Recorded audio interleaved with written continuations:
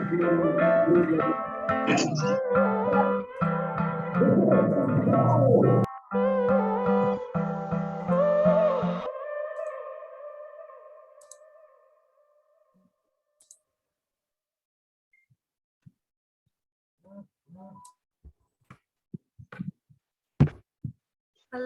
everyone.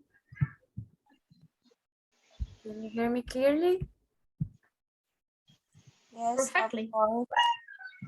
Good morning, good afternoon, and good evening. I know we are all from different time zones, so welcome to the Teacher's Talk, the fourth. Our today's talk will be about the laying the foundation, methods in teaching grammar and speaking. And we will introduce our magnificent institutions here today. My English Club, which is a non-profit social movement dedicated to English language teachers in general and volunteer teachers in particular. She is also providing discussion forums and workshops. And also we have Banguntonas Cerdas, which is an Indonesian foundation concerning education and sustainable development goals in general. Actually, the Teachers Talk, the Teachers of the World, is a discussion forum between English language teaching teachers in Indonesia and worldwide. It also aims at promoting peer discussion, reflective practices, and recently the intercultural awareness. It is also held once a month and is open for everyone around the globe, as we are here today all. If you would like to watch the recording from the last year, we can send a link later. And also we have our magnificent facilitators, Miss Levi Zinanda. She's the founder of my English club. She's also the English language teacher. She's mainly works with adolescent learners. She's also dedicated postgraduate students in English language teaching program with the University of Southampton, UK. Her main interests in the English language teaching include the global use of English and the intercultural awareness in English language teaching. We have also our brilliant lecturer, Buckley, Guidance Counselor at the University of Wales, UT St. David, United Kingdom. He has a master's degree in education, leadership, and management with Open University, United Kingdom. Taught English with the British Council and the university level. Also holds Cambridge Delta, which is the diploma of teaching English to speakers of other languages. He is also working on current projects, which is the bilingual English-Welsh project on mental health. And Ms. Levy, the stage is yours.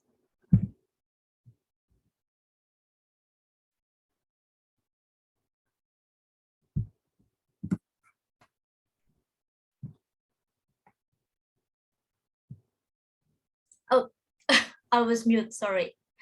Okay, so thank you, Rawan, for the kind introduction. So hello, everyone. Welcome back for those who are joining us at the previous meetings, and welcome for those who just joined us for the first time on the sessions. It's a great pleasure to meet you all here. As Rawan mentioned, this forum is open for every English language teachers in the world. Yeah, so it's not only for those in a particular, those who teach in a particular context, but open for everyone. Okay, so our discussions today will be about laying the foundations, methods in teaching grammar and speaking. Yeah, so we'll be talking about what we can do to make our grammar teaching and also speaking teaching more motivated for students, more motivating for the students, and also more engaging for them. Now, to help us ignite the discussions, we've got two brilliant presenters at this moment. Yeah, I'll introduce you to them in a moment. Okay, so we've got Phan Tu Trinh. I'm sorry about my pronunciation, Trinh. Hello, Trinh. Good afternoon. Good evening, I think, in Vietnam. Yeah, hello everyone. Yeah. Great, Nice great. to meet you all. Nice to meet you, Trin. So, Trin is a Vietnamese teacher with nearly 10 years of experience. She also has a TESOL certifications, and she loves teaching and learning new things. That's why she is here to share with us. Trin is going to share with us her methods in teaching grammar for many different level of students, but in particular, I guess for the adolescents. And on the other side, we have Ayumi, Kusmianti Rahayu. Hello, Ayumi. Good afternoon. Good evening. Hello. Oh gosh. Good evening from Indonesia. Yes. Nice to meet you again. So Ayumi is an ELT teacher since 2012. She's teaching English for all age in different contexts. So it makes her, I guess, a very creative and innovative teacher in this sense.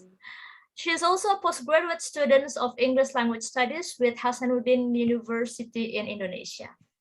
Okay.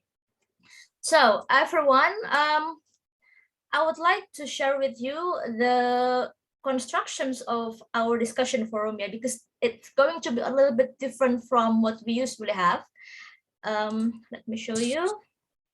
Okay, so we are now here in the opening and introductions. Yeah, it will be done in a moment. Yeah, and as usual, we are going to have two flash presentations. Each of them lasted for 15 minutes. Starting with Trins and then followed by Ayumi, yeah? And after that, we are going to have a discussions. If usually we have the discussions as a large forum, yeah, where people can ask questions or give feedback. Now, in this occasion, for the first time, we are going to put all the participants here in the breakout room. Yeah, so hopefully this way you can exchange ideas, especially on how you teach grammar and speaking in your own context, because you are all expert of your own context. So you will be in the breakout room for 20 minutes. Yeah, and after that, please let someone in your group to be the representative of your group to share the interesting things in your discussions at the main room. Yeah, that's what we're going to do. And don't worry, because me and Richard and possibly also Ayumi is going to jump into the breakout rooms and help you with the discussions if you need us.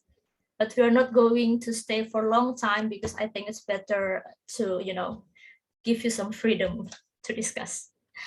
Okay, and then as usual, after that, we are going to have a pedagogical review, one of the sessions that become the favorites of many of us here, that will be delivered by Richard. And finally, the closing. Yeah, so that is the constructions of our meeting today. And I'm here as your moderator. Okay, the very last thing before we start the first presentation. So as usual, whenever possible, please use your real name on the screen. So this way we can recognize you, especially when you are in the breakout room. Yeah, so you might want to talk to each other and make connections. And also, please remain mute throughout the sessions, unless if you are given a chance to speak up. And then everyone is welcome to participate during the discussion time. And if you wish to join the discussion later, you please click on the raise hand before we allow you. And also, whenever possible, please turn on your video whenever possible. Yeah. And one last thing, this session is recorded. You are going to find the recording in our YouTube channel. Okay, and that will be all from me. Let's start. I'm going to give the floor to our first presentation. Okay, Trin, the time is yours. Okay, thank you. Thank you, Lavi, for the clear introduction for it to follow today. And now I'm going to share my screen. Then I start my presentation. Yeah, for all of you. Yeah.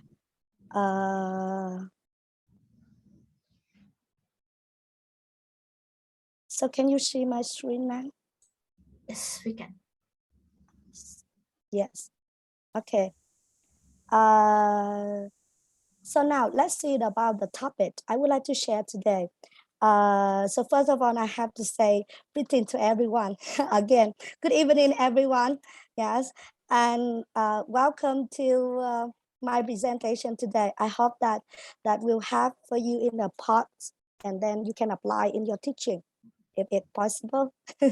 Okay, and you can see the topic here. I will talk about communicative language teaching, that is CLT, and inductive method in teaching grammar. Yes, the topic. So there are three main points. Yes, in my presentation, the first two one, that is the theory, and then I will have the demo teaching for you to see, and then you can apply it. Yeah. Let's move with the first part. That is the definition with what is CLT. Yes. So CLT, that is the short form of communicative language teaching. That is an approach to foreign or second language teaching, with emphasis that the goal of language learning is communicative competence. Yes, that means we use conversation, yes, or use communication in teaching this one. Yes, and here's some main point in teaching CLT. Yes, that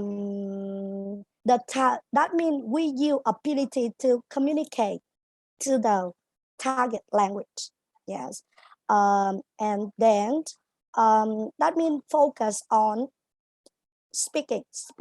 Yes, we can use speaking in English to teach English. Yes, and so that reason why this method very good for teaching speaking and listening. Yes, however, I think it's still you better when you teach grammar. Yeah. Okay, and here the three prominent feature in CLT. The first one, that is communication according to the ability. Yes, so if your your student just a low level, so you can speak slow down and use easy vocabulary for them to catch up what you want to share, what you want to teach them. Yes, and the second one, that is about accuracies, well, fluently. Sure, if you apply this one, so speaking, that is no problem, and listening, that is no problem for your student. Yes, your student can be can be fluent in speaking and listening. Yes, and it's still very good for grammar. Yes, and the last one, that is free practice, because with speaking you can let them to practice at home with the structure. You just let them make the recorders and send it to them to you to apply for that that grammar structure. Yes, for example, we teach them about can plus be infinitive, so make the sentence with them. Yeah, so that is free practice. Yes, and the second theory I apply in this one, that is inductive method. Yes, you can see two ways here to compare this method. I don't use the deductive, but I use inductive.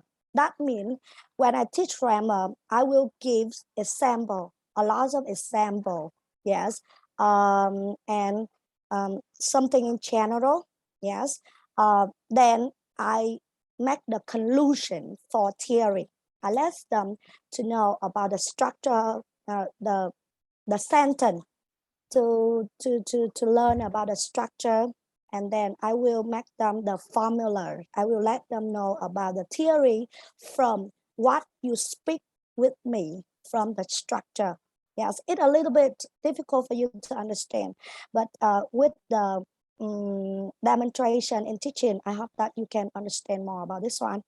Yes, and here the easy way for you to easy to understand that from the specific example, I will make the theory. Yes, I will have the rule for them. Yes, and here is so the third part, demonstration in teaching. Yes, for COT, so the suitable applied lines, Lavit just introduced that is suitable for teenager. Yes, because with the young learner, if you just let them to speak in English in learning, so they feel very bored. So mother tongue language is the best one they like. But for the teenager, it's better to apply for this one. Yes, and before teaching, I usually let them to warm up with the game. Yes, and here's some very familiar with art. Yes, I let them. Today we are going to teach about the structure in verb, phrasal verb. Do you know what is it? So let them get. So just fun if you can get that a cannot get, so something apply, but if they guess something appear. Yes, okay. And the structure today I would like to you to demonstrate that it used to. Yes, and this is the old version. So if any teacher would like to have the new version, so very easy to make this one. This is like spelling games. So if you like, I will send it to our group and you can apply. Just very easy. If the work you use, you can skip and then you erase that, so they can use it like this one. And the structure today, I would like to demonstrate that the structure of YouTube. Yes. So for warm up, for the student warm up to get them enjoy with the lesson, and then if they lose, if I win, so just something make them too eager to learn with me.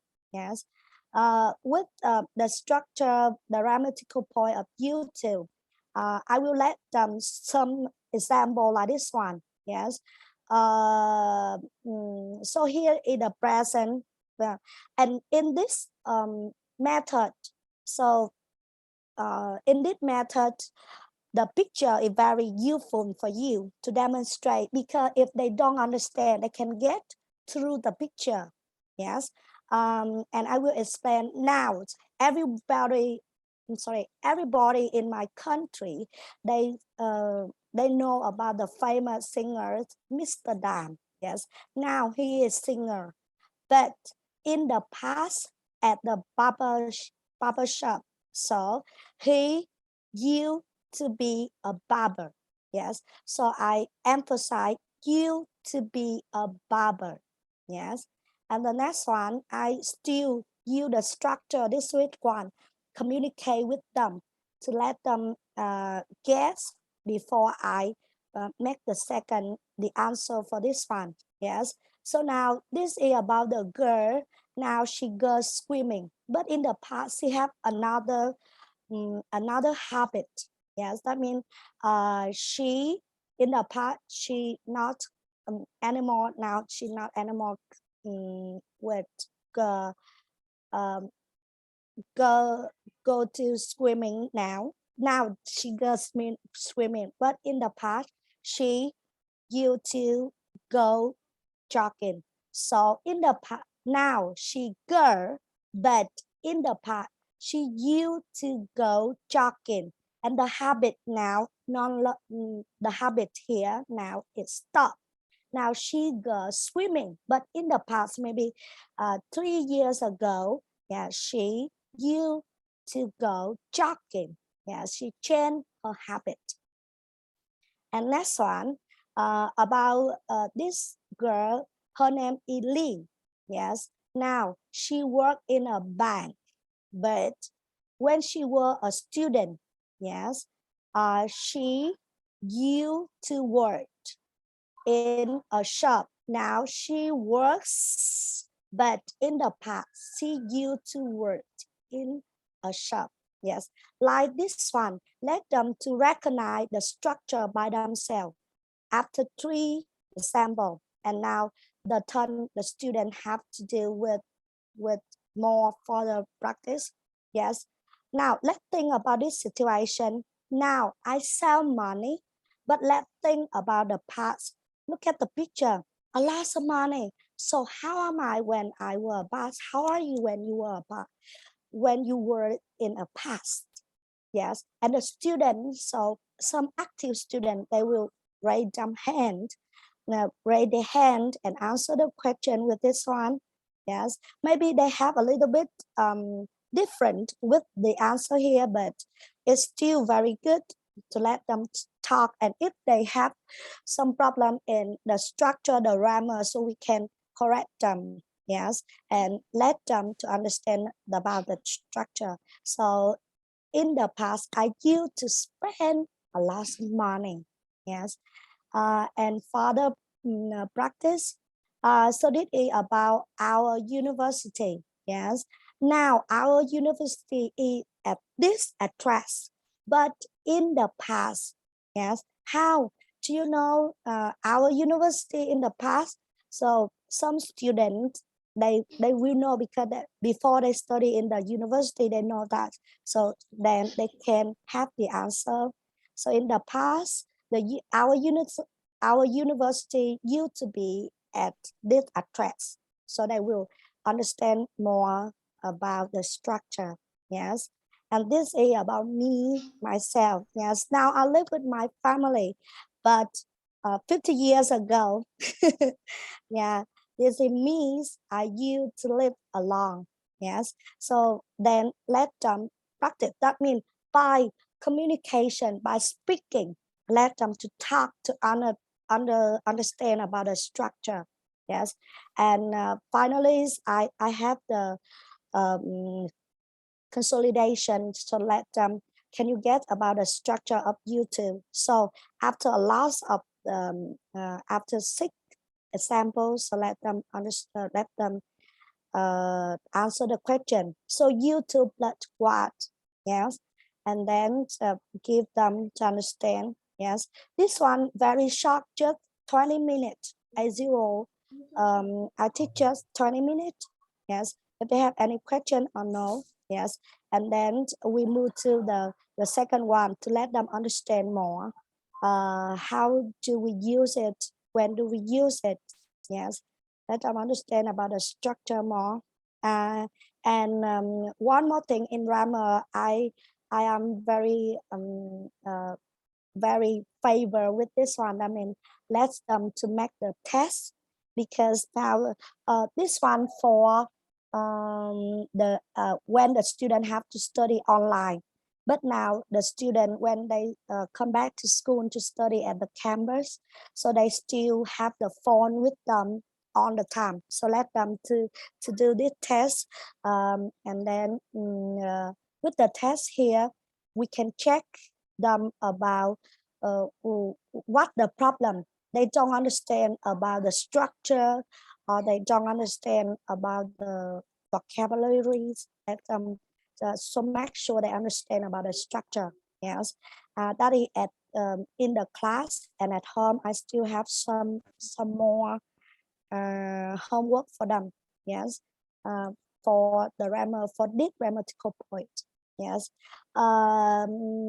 so in teaching grammars, I usually let them talk to them using this structure. So in CLT, I use this one, and I usually use with the big picture, and then I will make the conclusion, let them to understand. Yes, so that he on about my presentation for COT in teaching grammar. Thank you so much. Thank you for your listening. Yes. Thank you so much, Trin. That was brilliant. Thank you. I mean, Yes.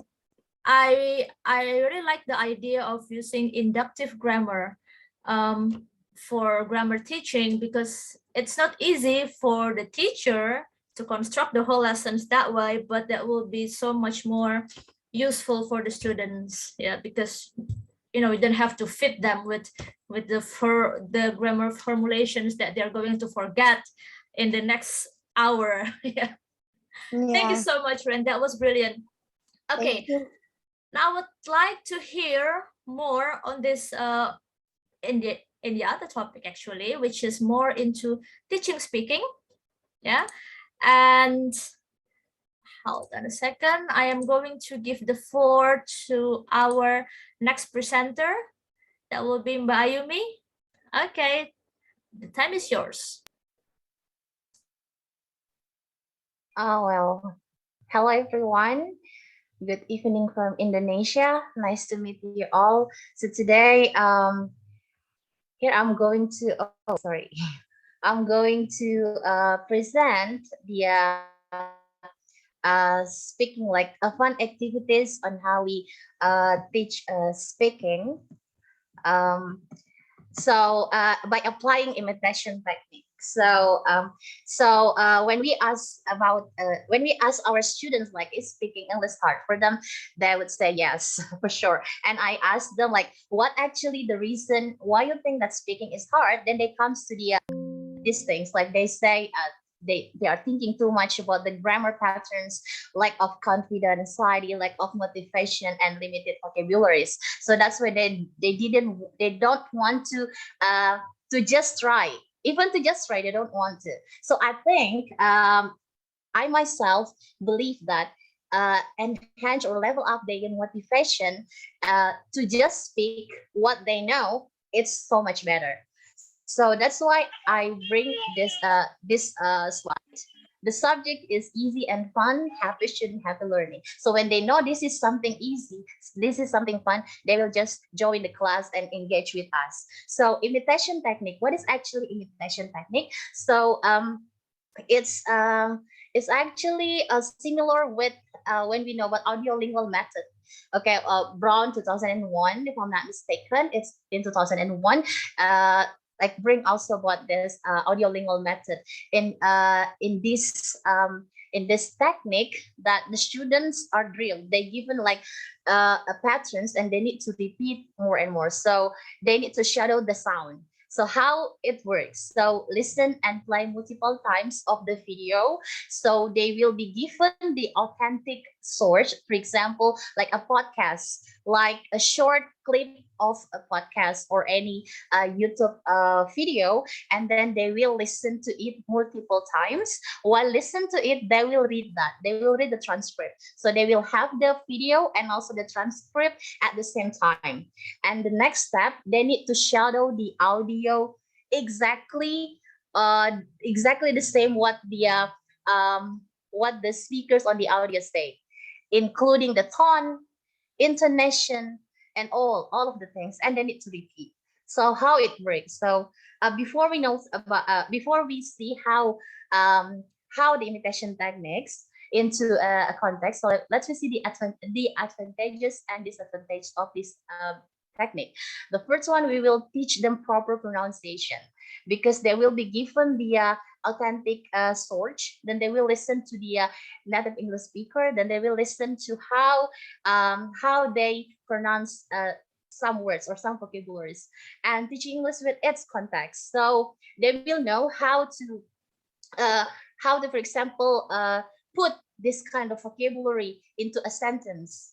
And for sure, they will understand more about the sentence constructions by seeing the transcript, for sure.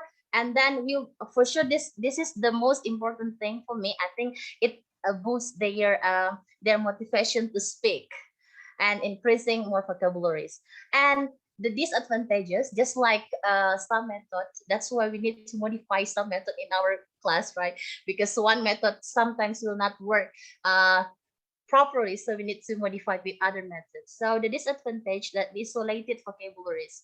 Why I say isolated vocabularies? Because when they know, for example, a word, and this word only they notice only when it is placed in this sentence. So they just understand in that transcript, but they probably cannot put that into another sentence if we ask them to make a sentence. And probably they will also have like less creativity to enhance their their idea, or to explain their idea. And also the little exposure to make them spontaneous to answer the question. And then somehow repetition can lead to a boredom. So let's we see the example of imitation technique. So we will bring the before we start the class, we give them like list of vocabularies, and then also the pictures and the audio and the transcript. So they already know what is passenger, what is announcement, what is flight, what is children, and then boarding pass, and so on and so forth. They already know about this at first, and then they will ask to imitate that. How they imitate, then they will we listen to it. For example, this one. Okay. Good afternoon, passengers. This is the pre-boarding announcement for Flight 89B to Rome. We are now inviting those passengers with small children and any passengers requiring special So they need to imitate. Good afternoon, passenger. They need to make the sound also like that. Good afternoon, passenger. This is the pre-boarding announcement for Flight 89B to Rome. They need to imitate like exactly the same what the speaker say until the end of this transcript. So they will be fluent on how they pronounce these words.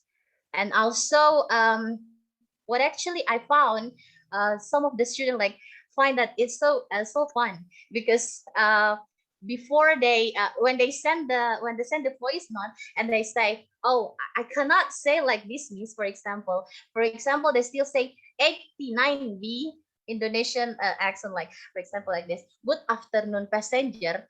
This is the pre-boarding announcement. And I would say, okay, we see how the tone, and then imitate until the same. So they will say, good afternoon, passengers, until exactly the same. We repeat that again and again. And for sure, at the end of this activity, there will be a quiz related to it. And to overcome the shortcoming of this technique, they will also have a discussion related to the airport. So we bring the topic of the airport, or make them into a pair to have a conversation, so they can still have their idea to be shared with their friend. Good afternoon, passengers. This is the pre-boarding. Okay, so the next one. So we like I said before, we provide the vocabularies, and then also to stimulate also them to understand these vocabularies. We need to also give them like reading activities, or showing them pictures related to it, and then we do imitation technique, and then the quiz. So that's easy. That's so easy, and that's so fun, because the student will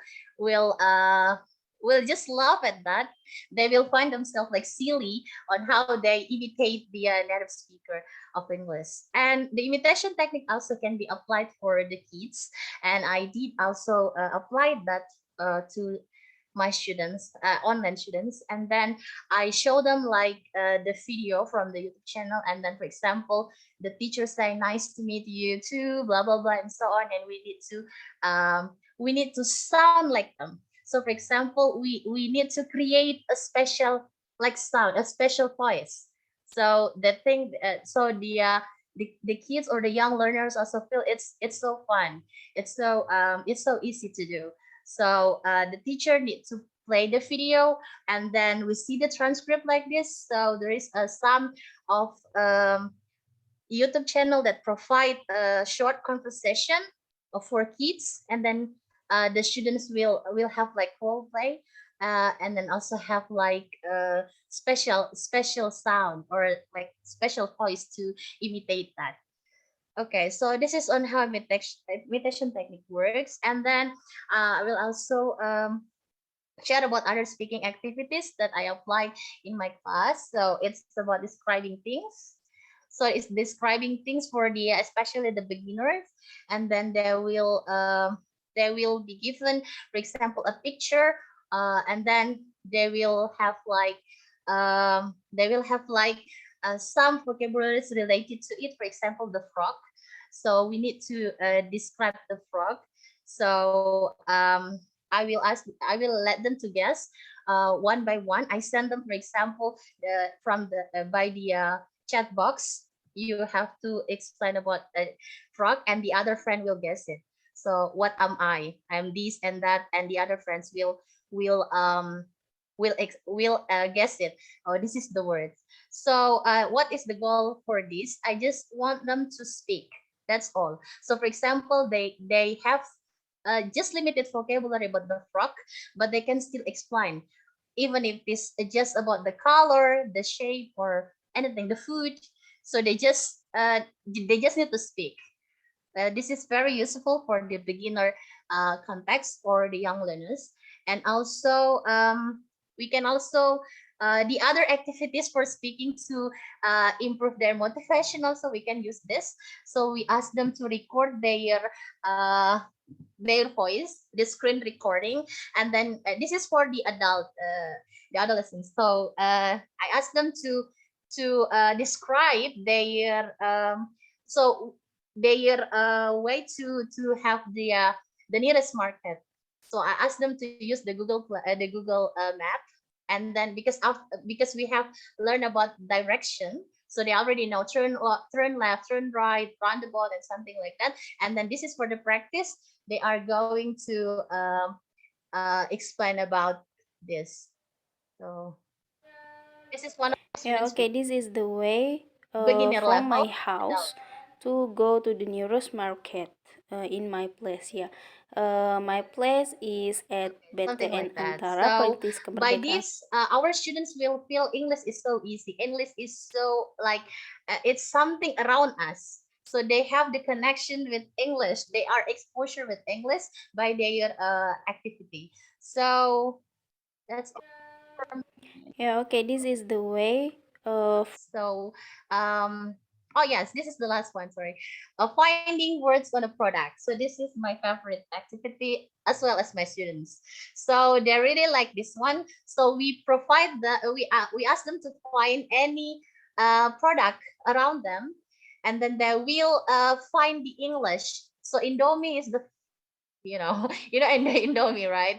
So Indomie, every country I think has Indomie, and then by this package they have like the instructions, and for sure the class at the time has learned about, for example, how to give instruction or how to do something, and then I will ask them to find any kind of product that can let them to know how to do something. So they will see the English, and they will also try to present that after in the next meeting, like Warda, for example, the skincare. So they will think this is so easy.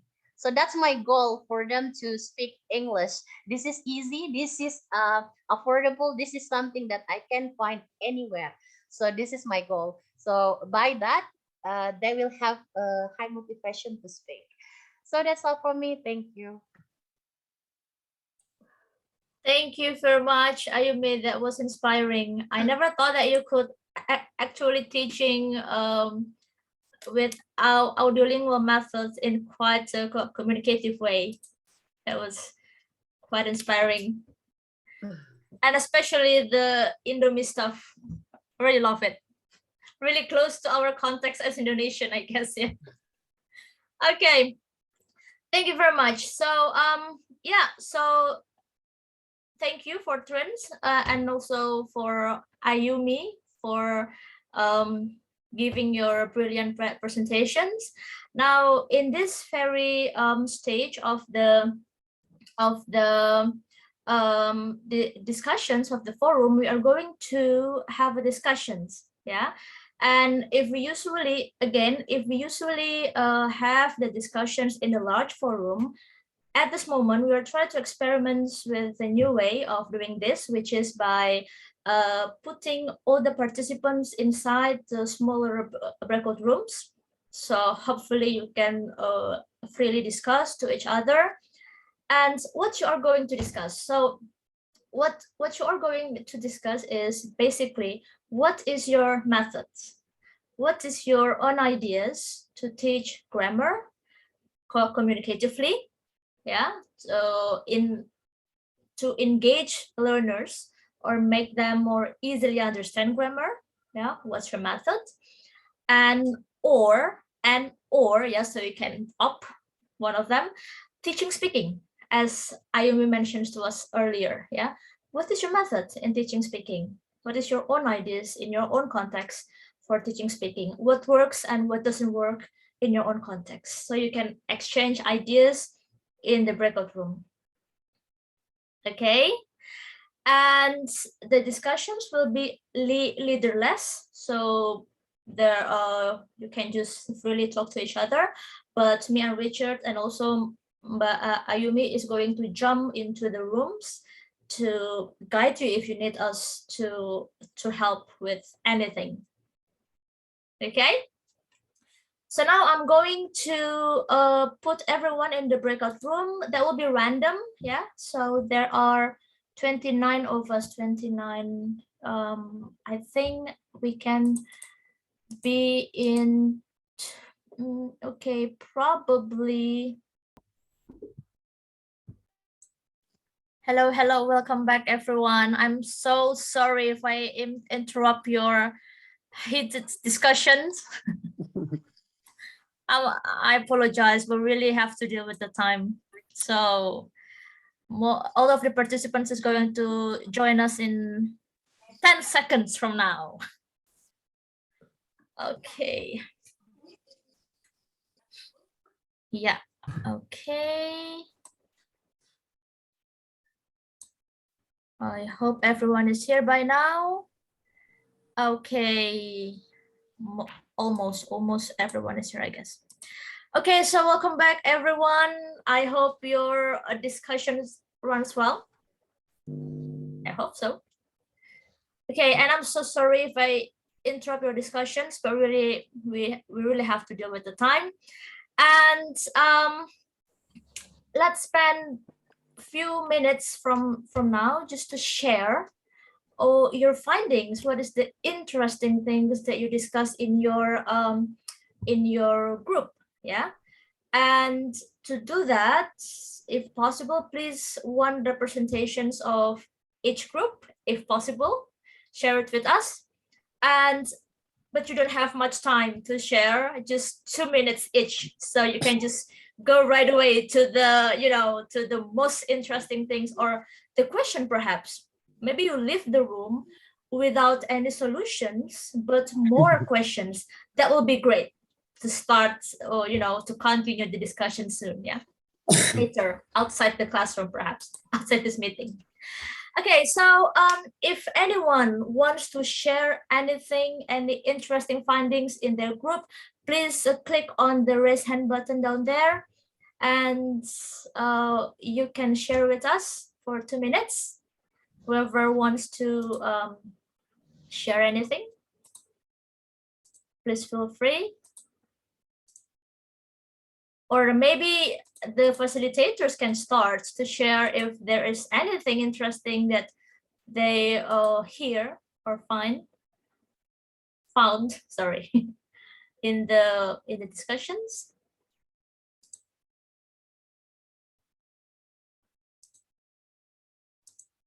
Okay, anyone wants to? Shall we take it room by room?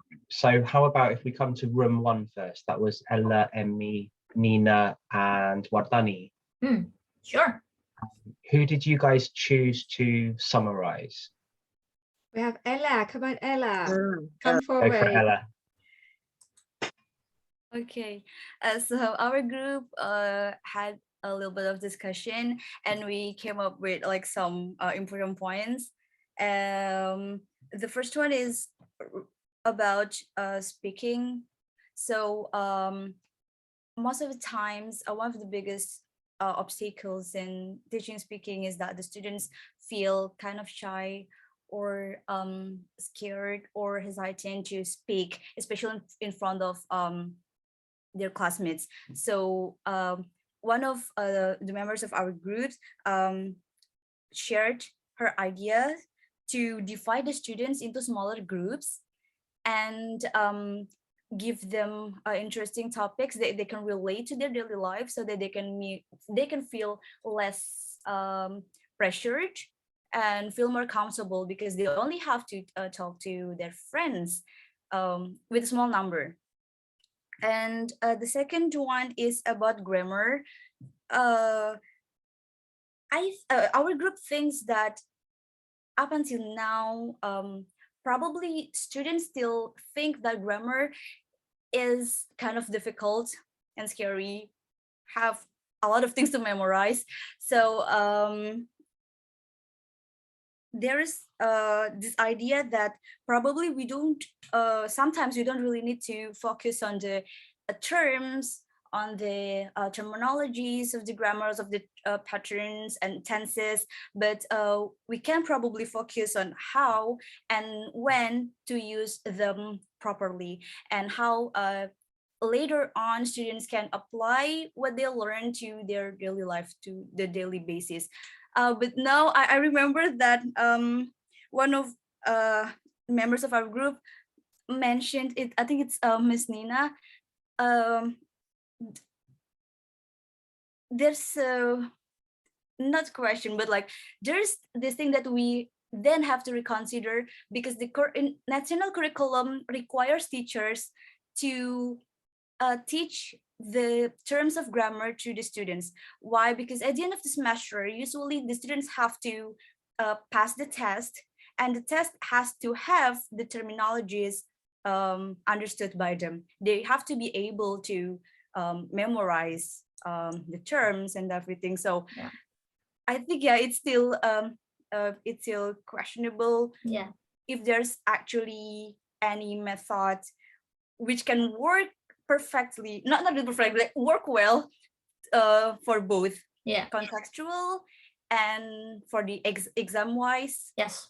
Yeah, I think that's all Yes, from our yes. group. Thank you. Come up with questions. I love that. Thank you. That was good. Thank you. So we go to the next. Yes. Go for it, Karan. Carry on, Livy. Yeah. All right. So in room 2, we've got Desi, Dwianti, Mirayanti, Miss Mirayanti Eva. So who is going to share what the most important findings? I'm so sorry, guys, but remember that you only have like 2 minutes to share. I'm sorry, because we really have to deal with the time. So who is going to share? Miss Dwianti, please. Oh, okay. Go ahead. Nice cake. Sudden attack. Okay, come on. In conclusion, what we are discussing is kind of running around somewhere here and there, because we are from different level age. So we are trying to conclude that number one, when we are teaching English or grammar, we don't really teach grammar, but we give them a real life context experience. And then we are thinking the same exactly how this method could apply with different age level, like elementary, high school, or even for the community staff. We are also thinking that diversity in activities also can help them store memories or trigger the memories, and or kind of using 5 senses for them to understand the concept. So we applying what our facilitator, Ms. Trin, say about inductive method. we induce the grammar without them realizing that it's not the pattern that we are learning, but we are learning the full sentence or expressing what they think using that method. I think that's what we are trying to discuss in the room. Thank you. Right, Miss Desi, I mean, it was her basically. Just try to shy. Thank you from us. Yeah, thank you. Yeah, thank you so much, group 2. So who's on group 3? Wait, hold on a second. I need to remove spotlight and put the spotlight to people in group 3, room 3. Elena will present. Oh, okay. Elena? Yeah.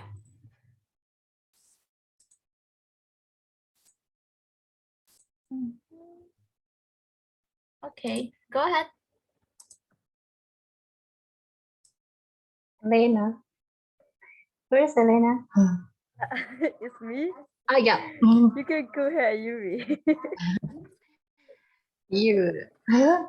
We were having like sharing about our method in our classroom, and then Elena was kind of a moderator, right? So yeah.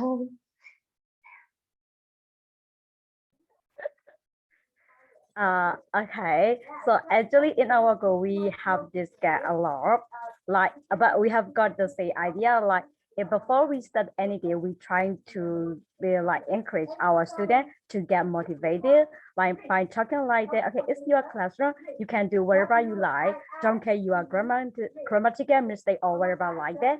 So even we are a teacher, we can sometimes make like grammatical mistake or pronunciation. So I always trying to allow them to make mistake. So that's the first way that we can boost their like confidence.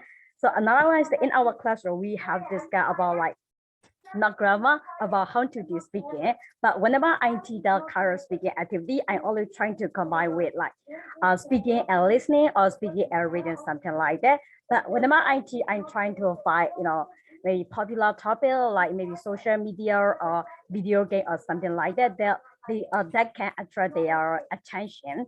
So, but when I am going to the kind maybe social media, the topic, so I divide them 3 parts. The first one is pre-state, and the second one is Wednesday, and the last one is Thursday. So in my first day, I always trying to make a quiz or maybe a picture or something like that to guess the topic that we gonna learn so they can make whatever they like. For example, if I'm going to the current social media topic, so I'm gonna maybe show a picture or like maybe ask a question like, oh, do you use any social media like Facebook or Messenger? So if you can use, you can raise your hand like that. So they were trying to read like that. And maybe, okay, if you can use like Instagram or maybe WhatsApp or something like that, you can put your ear, something like that. I can make a discussion there first. So, okay, now you can get what we are going to learn today. So they can make social media, they can get whatever they like, they can share their opinion freely. And then I give them at least 2 or 3 questions to make a discussion with maybe in pair or group and group. Actually, it's depend on my student member. So if I have only maybe 30 students or 24 students, I divide the only 5 groups. So maybe 4 people in a group. So I give them only 3 or 4 minutes to share their idea, to discuss with their partner first. After that, they need to share one by one. But if I don't have much time, I will do only maybe 15 or 20 to share their opinion. That's what I always do in my pre-state. But in Wednesday, maybe I'm gonna do with the speaking with listening test. So before we listen to audio, I will try to create my own question. Okay, now you are going to listen to audio. But before you listen, here is a question for you.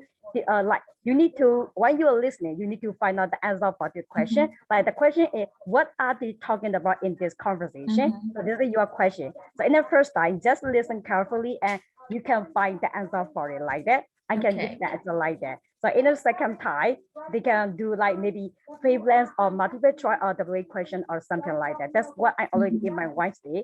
The first day is that we can do debates or maybe discussion or presentation or something like that. It depends on our student level. Yeah. Thank you.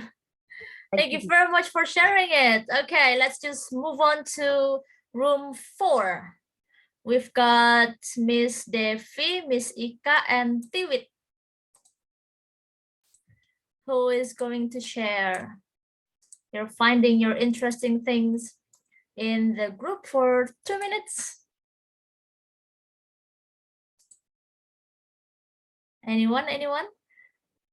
Maybe Miss Ika, because it seems like you are moderating it. You are moderating the group from what I observe. So probably you can be the one who share the interesting findings, perhaps, Miss Ika. All right. Okay. Actually, Miss Tiwit, she moderates the whole group. Okay. But anyway, okay. So actually, in the group, Miss Devi and myself, we teach in the small classroom, small group. I teach in the private school, and Miss Devi, she teach actually she teach how to read Quran, but to some students in Sydney, Australia. So she has to speak English to the students. So yeah, at first, because it's on the small group, small classroom, we do personal approach. Depends on the student's character, of course, and some of them are introverted, obviously, yeah, for my case. And then after that, for the speaking class, mostly we do games, plenty of games. And for the grammar class, of course, also games, like we use bamboozle, word wall, and for the formula, how to make students, what is the word I'm looking for? We do mind mapping. We do mind mapping for the formulas. Like for example, when I teach part of speech prepositions, there are 6 basics rules. I made them write the mind mapping. Oh yeah, and for the speaking class, I don't force them to speak. If they don't have any mood to do that, I will make them write a letter or write something. For example, I give them some story to read. Example about the death of Heracles, and then I will make them write a letter like, okay, you may write something to the hero and then give positive advice, tell your feeling, and then I will make them read the letter. Okay, so yeah, just do some personal approach. Yay, personal approach. That's for group number 4, I think, more or less. Great. Thank you very much. Thank you very much. Definitely using personal context for teaching. Yeah, very interesting. Thank you, group 4. Now let's move to group 5. You were there, Rich. So we're going although I wasn't there for very long because I Oh. wanted to move between the groups to check what was happening. But it was Muhammad, Noor, and Siti. Yes. Anybody like to summarize? Yes, based on our discussion with Ms. Siti Harpia and Mr. Muhammad Witriadi, we think that teachers or we especially face several problems in teaching English, such as lack of knowledge, motivation, and self-esteem. So we more focus on how to make our student motivated in learning English. So sometimes we don't realize what the method or approach or technique that we use in our class. However, one of us said that she usually use imitate method, as Miss Ayumi shared with us, and she got us many advantages in using that method. Okay, I think that's it. Thank you very much for summarizing nicely, Ms. Nur Latifah. Okay. Now, the last but not least, group 6. Is it? Yeah, I think it is. Maudi, Miftahul, Mr. Rumalian, and also Rawan was also there. Okay, so between Maudi, Miftahul, and Mr. Rumalian, who is going to share with us here?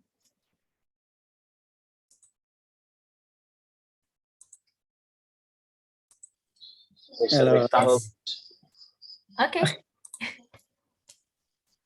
Cool. Okay, Oh, Mr. me Miftahul. Mr. Miftahul first. Okay, thank you.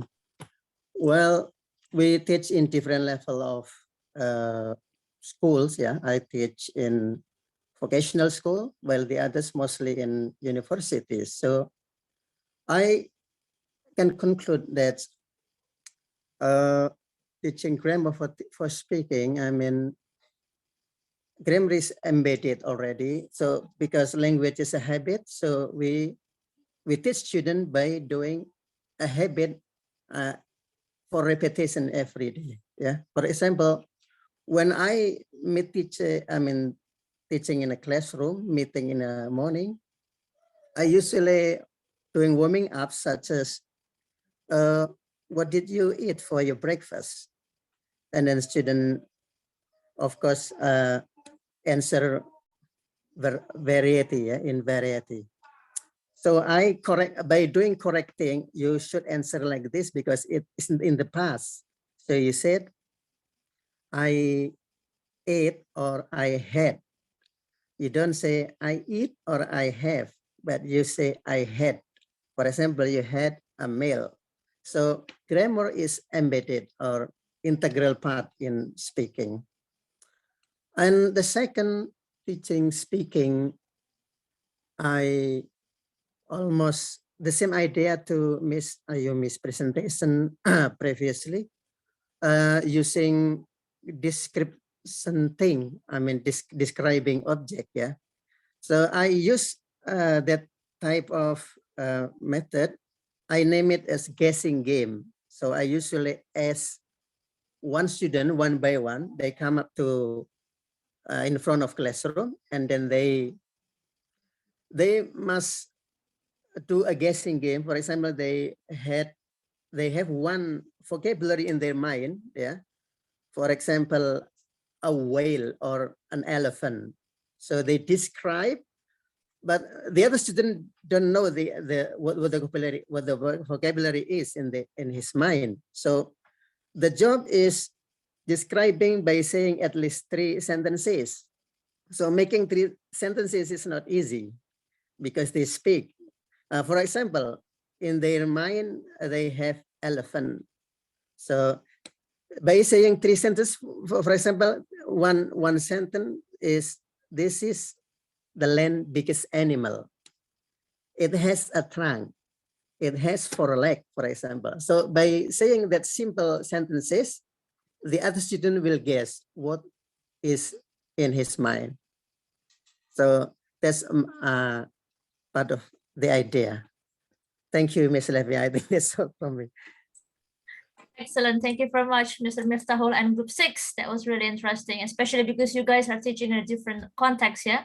It must be some kind of enriching discussions. Okay, so that will be all from the sharing. Yeah, now we are going to go to the next stage, which is the final stage of this forum. It's the pedagogical overview. And that will be delivered by Richard. Richard, time is yours. Thank you very much. So thank you for that really interesting discussion. It was great to try a new format today and to hear everybody's views and experiences in small groups. I think this was great because we got to hear everyone's point of view rather than only the people who are brave enough to put their hand up and speak in public. So thank you also to those of you who shared on behalf of the group. Thank you for your summaries. They were really clear and really easy to follow. And thank you also to the two main presenters today, both really, really interesting presentations. What I liked about them was that they were two different ways of looking at communicative teaching. And they both came from different traditions, different, I suppose, philosophical ways of looking at what communicative teaching is. They came from different models of pedagogy. When it comes to communicative teaching, basically everybody who has studied teaching or who has trained in teaching agrees that communicative teaching is good. They agree it's a good idea, that communication is a good thing. We should encourage people to communicate. And yet, I feel that as teachers, we are fighting against a world that doesn't seem to understand what communication is. It's very strange, the distance between what teachers know, which is that language is communication, versus what governments think language is, which is a list of grammar points and a list of vocabulary items that we must memorize. Allow me to give you some reassurance. It's not only Indonesia, I promise you. I feel we're fighting this battle all over the world. In the UK, in language teaching, communicative language teaching is now the norm, and most exams are communicative. And then our government sometimes tries to interfere, sometimes says, yes, but this is too easy, there should be more grammar rules. You know, so even here we're fighting this battle as well. But it's very strange. There is a big distance psychologically between what teachers know from training, which is communication is good and important and the point of language, and what governments think, and what maybe the wider public thinks. Very frustrating sometimes trying to explain it. But absolutely, communication is at the heart of it. You made the point in a number of groups. I remember Ella made this point, and I think some of the other groups made this point too, that teachers know we want to do communicative teaching, but we're fighting against the requirements of exams. Exams require you to know certain things, and that means there is a balance we have to find. Unfortunately, that balance eats into our communicative teaching time, and it makes it more challenging for us to plan activities which we know will be successful. It puts us under time pressure, and perhaps your management maybe put you under pressure to achieve good examination results and to prioritize examination results at certain times of year. I've certainly experienced that before. Communication is about achieving goals, about achieving communicative outcomes. When we talk about communicative language teaching, we're talking about preparing students to be able to communicate their meaning. So meaning comes first in communicative language teaching. And Trinh made the point that accuracy is part of communicative language teaching. Yes, it is part of it. But I think with communicative language teaching, we have to think differently about what accuracy actually means. You can have perfect grammar, but not really say anything meaningful. You can also have terrible grammar, but successfully communicate everything you need to. If I go into a shop, say, in a country where I don't speak the language, I don't speak any Vietnamese, if that helps. If I went into a shop in Vietnam, I could probably buy what I need to buy by pointing at things and saying, and then using my fingers, I want 3 of them. And I can do that without any words. That is actually successful communication. So maybe we need to rethink what we mean by accuracy, but I could give a perfectly grammatically correct sentence and still end up with the wrong thing. Do you see what I mean? Because I may not actually have fully communicated in that context.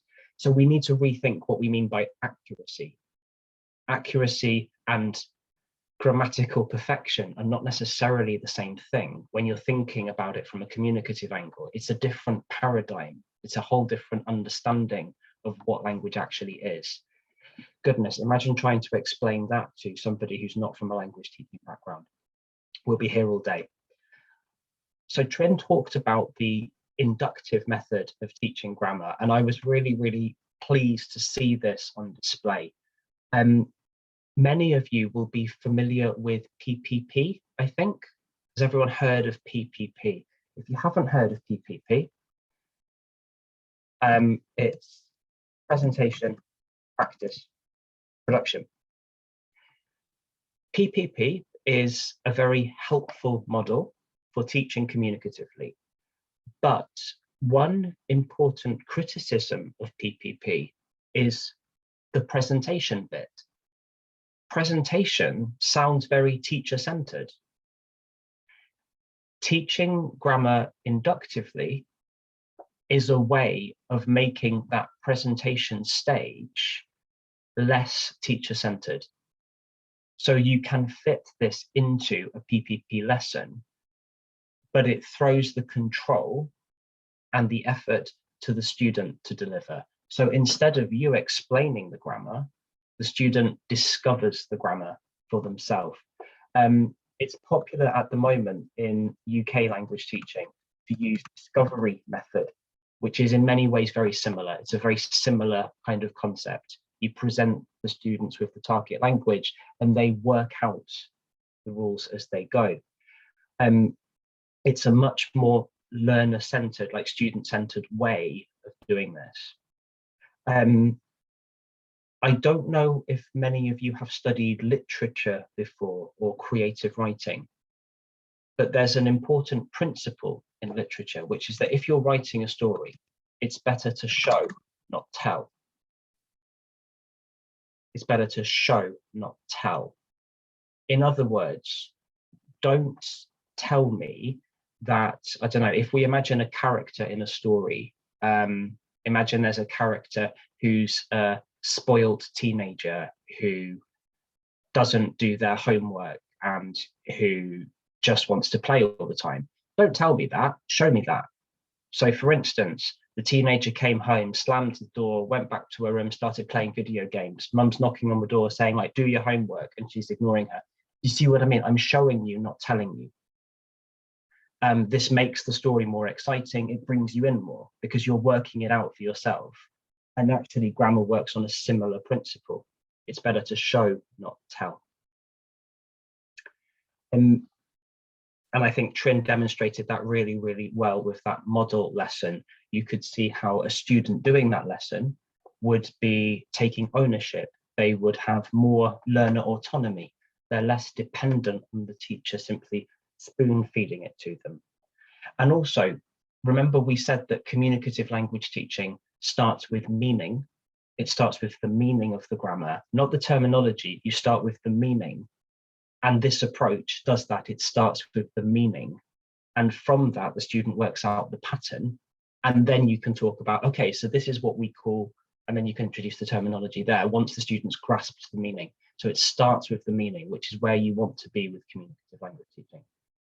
And again, Trinh also made the point that as part of that learner autonomy and personalization, it's very important that you link to that final free practice stage.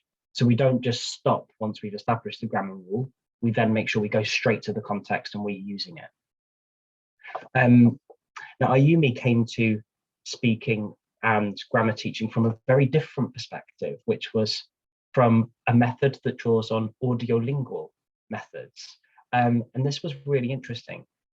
Audiolingual methods of teaching have become less fashionable. And that's a shame because actually there's good things about them. There is a lot that's good about listening and imitating. The evidence actually supports it quite well. There's a body of research in language teaching. I don't know if you've come across this. It's called the ideal L2 self. I don't know if you've heard about this, the ideal L2 self. It's a body of research, particularly by a Turkish researcher called Donyei. The ideal L2 self is basically that when we learn a second language, part of becoming a speaker is imagining what it would be like to be someone who speaks English fluently. What would it be like? What situations will I be using it in? When I start to imagine myself in those situations. For me, when learning a language, this has always been a very important and very powerful thing. When I lived in Indonesia, for instance, I had a strong ideal L2 self that I should be able to talk to people normally without people calling me a bule, that I can just go under the radar and just live my life and nobody notices that I'm foreign. Do you see what I mean? This for me was a very important and powerful motivation. This is an ideal L2 self. And this is really important to motivation theory. One thing I really liked about Ayumi's exercises is that this imitation, when you're playing a particular role, listening, imitating very closely, it's really good for developing that ideal L2 self. The situation Ayumi presented, at an airport, this is one very specific situation, but it's a very, very good example of where somebody might professionally use English. A very good example. And it's a great example because the language is very predictable, so it's easy to control. That removes some of the anxiety around, oh goodness, what do I say? You see what I mean? Because the language is there, it's formulaic. But this is a great technique for encouraging students to imagine themselves as English-speaking professionals working in specific professional domains. And the other thing about imitation is it's a good opportunity to introduce, I'm going to put this in the chat as well, discourse awareness. I don't know if everyone is familiar with discourse as a concept, but basically the kinds of language we use in some situations are different from in other situations. And roughly we call this discourse. That's a massive simplification of what discourse is. But anyway, roughly speaking, that's discourse. Sometimes you might think imitation is something we only use at the lower levels, but it's not. In fact, discourse awareness, being aware of what kind of things people say in different situations, is important right up to proficiency, right up to C2. And I think many people fail to make the jump from B2, CEFR B2 to C1, so from upper intermediate to advanced, because they don't have strong discourse awareness, because they're having the same kinds of conversations over and over, and they're not taking time to imitate different styles of conversation. So again, imitation can be really useful in introducing even upper intermediate or advanced students to types of discourse that they're not familiar with. You can use this technique with quite advanced learners to get them to really think about it. I've done this myself quite recently. I was working with a friend in the UK who is preparing for the proficiency exam. She works as an estate agent, so she buys and sells houses. And we spent time watching videos by expert estate agents buying and selling houses. And we talked about which of these sort of salespeople do you like? Which of them do you not like? Could you see yourself using some of these expressions?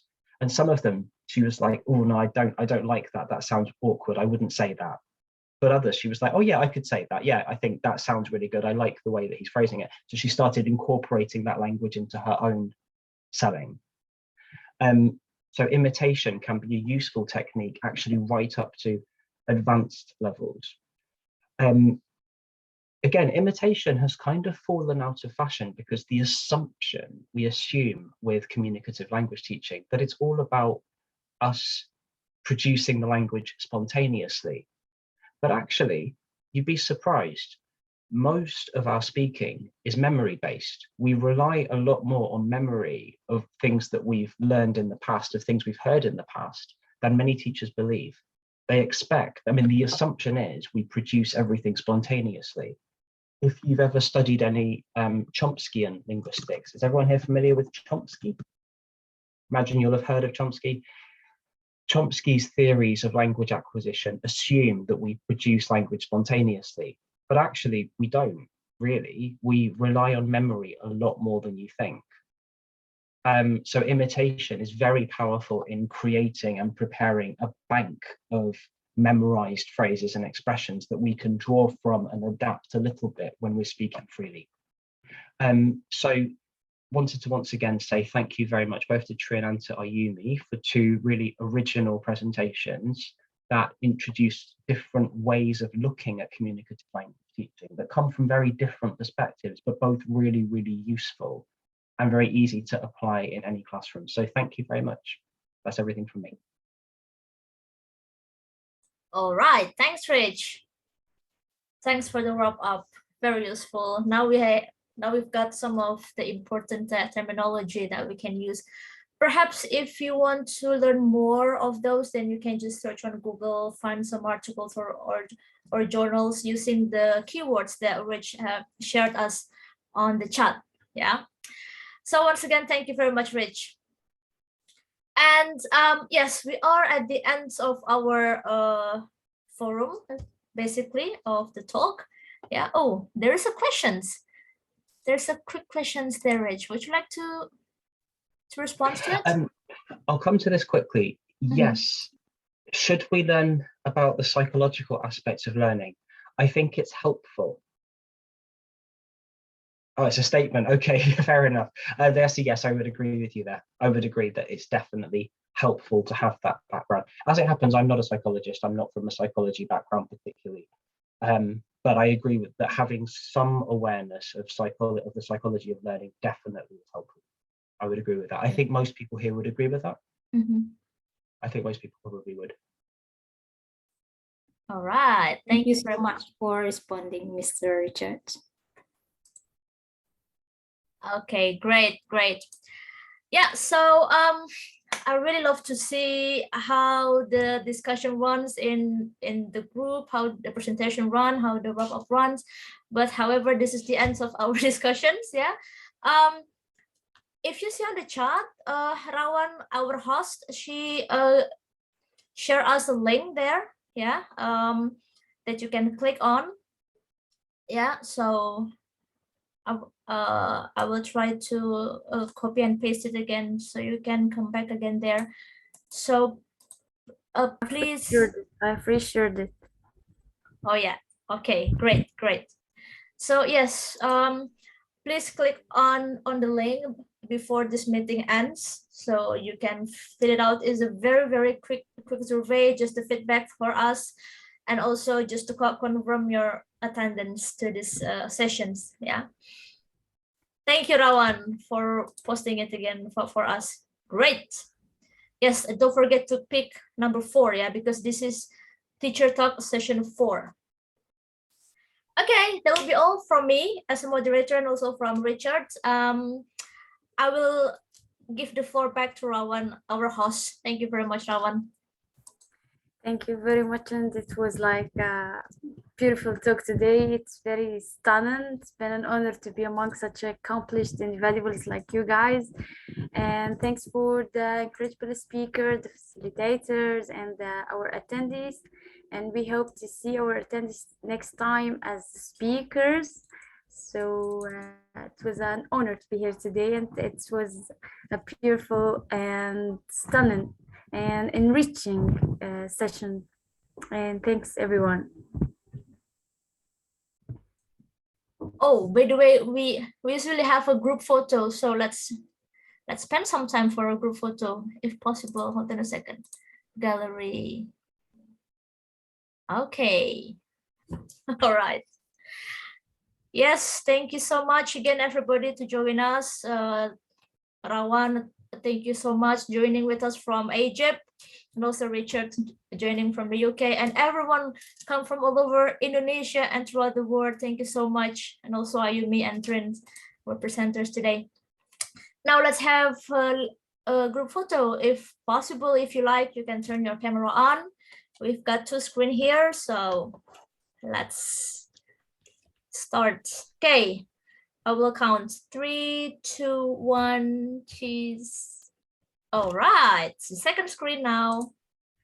Okay, you might be on the second screen, so you might want to smile again this time. 3, 2, 1, cheese. All right. For those who just joining us, it's so unfortunate that you cannot join us since the beginning, but it's okay. We still got the next talk next June. That will be probably 19 or 26 by the 3rd or 4th week of June. So make sure that you join us. Keep yourself updated by following our Instagram, My English Club _ID. Okay, yeah, so again, thank you so much. So I think that will be all. I'll see you again. Bye everyone. Thank you, Levi. Thank you so much for all of you. Bye. Thank you. Care. Bye. Take care. Take care. Thank you guys for My sharing. pleasure. Yes, thank you so much. And see you next month, everyone.